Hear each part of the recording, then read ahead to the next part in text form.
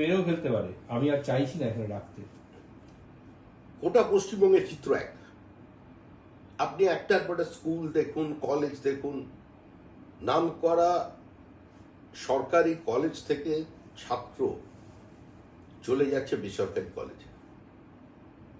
সামান্যতম বাবা মায়ের আর্থিক সচ্ছলতা থাকলে উচ্চ মাধ্যমিকের পর তারা ভিন রাজ্যে পাঠিয়ে দিচ্ছে।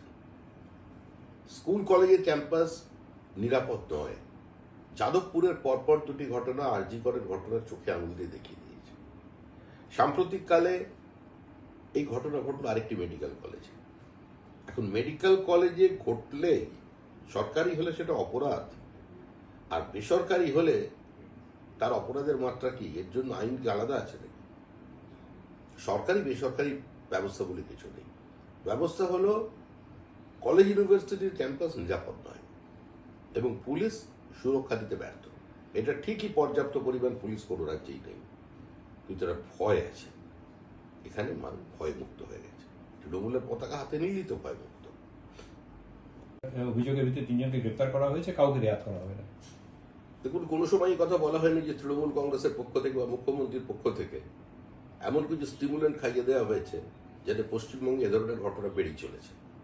এটা সামাজিক ব্যাধি। কিন্তু দুর্ভাগ্য এটাই, এই বিকৃত মনস্ক মানুষ, এই ধর্ষকামী মানুষ, তারাও মনে করে ফেলে যে সরকারটা তাদের। মানুষ যখন, দুষ্কৃতী যখন ভয়মুক্ত হয়ে যায়, তখন এ ধরনের ঘটনা ঘটে। আর কাকে গ্রেপ্তার করা উচিত, পুলিশ কাকে গ্রেপ্তার করে, কখন এফআইআর নেয়, কখন এফআইআর নেয় না, সে তো আরজি কর চোখে আঙুল দিয়ে দেখিয়ে দিয়েছে। সুতরাং যতক্ষণ তৃণমূল কংগ্রেস ক্ষমতায় থাকবে এগুলো ঘটতে থাকবে। এর একটাই পথ হচ্ছে তৃণমূলের বিসর্জন। Zero tolerance. বিভিন্ন রাজ্যের ছেলেমেয়েরা যেখানে পড়তে আসে তাদের আমি অনুরোধ করব রাতে না বেরোতে, কারণ পুলিশ তো জানতে পারে না কে কখন রাতে বেরিয়ে যাচ্ছে। পুলিশ তো আর বাড়িতে বাড়িতে গিয়ে বসে থাকবে না। একদম ঠিক কথা বলেছেন। মুখ্যমন্ত্রীর বক্তব্যকে স্বাগত জানাচ্ছি। কারণ কিছুদিন আগেই দক্ষিণ কলকাতা ধর্ষণ কাণ্ডে মদন মিত্র বিবৃতি দিয়েছিলেন যে মেয়েটি কেন রাত্রি গেছে, ক্যাম্পাসে যাওয়া ঠিক নয়।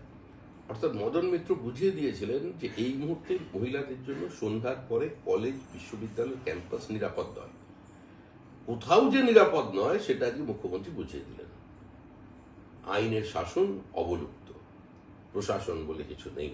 রাজ্যের মুখ্যমন্ত্রী এবং পুলিশ মন্ত্রীর কাছ থেকে যদি এই স্বগতোক্তি আসে, এই বিবৃতি আসে, তাহলে এরপরে কি এই সরকারটা থাকার কোনো নৈতিক কিংবা রাজনৈতিক অধিকার আছে?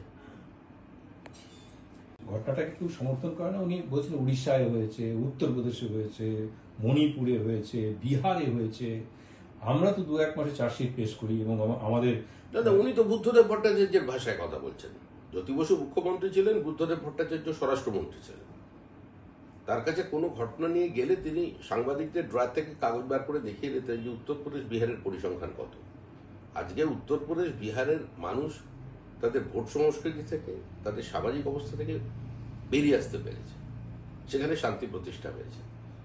আর উত্তরপ্রদেশে তো যারা বাঙালি বসবাস করেন তারা তো আপনার টিভি ক্যামেরার সামনে বারবার বলছেন যে এখন আমাদের মেয়েরা রাত্রি 8টা-9টার সময় টিউশন নিয়ে বাড়ি ফেরে একা, কোথাও কোনো সমস্যা নেই। এ তো বাঙালিরা বলছেন, বেনারসে বলছেন, এলাহাবাদে বলছেন, লখনৌতে বলছেন, নয়ডায় বলছেন। একটা ঘটনা ঘটেছে, একটা ক্লাবের থেকে গিয়ে ক্লাবের আবার নেতা তৃণমূলের সক্রিয় কর্মী চাঁদা চেয়েছিল, চাঁদা ওদের দাবি মতো দেয়নি বলে ওদের 3.5 ঘন্টা 4 ঘন্টা তালা মেরে রেখে দিয়েছিল কারখানার মধ্যে। 200 জন লোক ছিল ভেতরে। পরে পুলিশ এসে ওদেরকে উদ্ধার করেছে। স্বাভাবিক ব্যাপার। এই সমস্ত ক্লাবের কথা চিন্তা ভাবনা করেই তো তাদের অনুদান দেওয়া হচ্ছে, তাদের উৎসাহ দেওয়া হচ্ছে।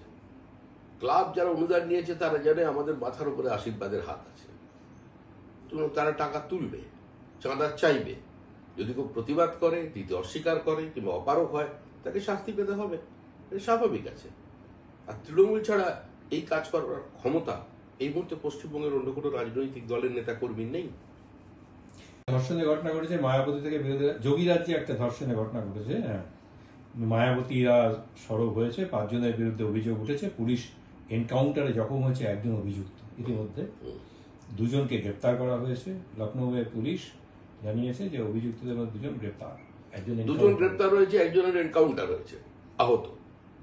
আর আমাদের মুখ্যমন্ত্রী জঙ্গলের দিকে তাকিয়ে আছেন, কখন বাঘ বেরোবে, জাল নিয়ে ঝাঁপিয়ে পড়বে পুলিশ। সবটাই মানুষ দেখছে, শুনছে, বুঝতে পারছে।